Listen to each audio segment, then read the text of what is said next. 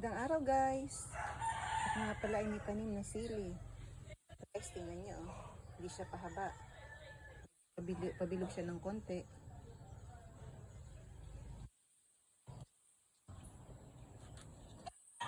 So guys oh.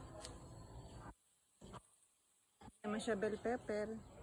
Pero mukha siyang bell pepper na maliit.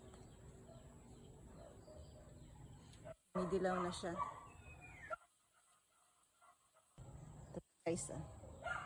Sa kabilang side naman.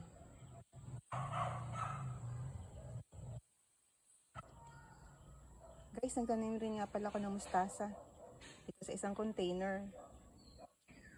6 lang ang natira guys. Aking pinunla sa lupa.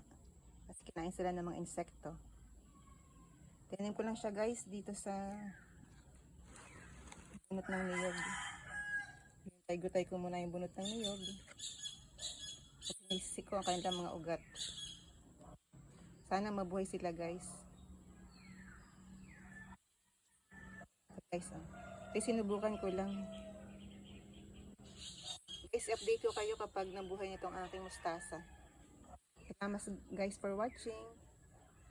Sana nagustuhan yung aking video at paki-like na rin.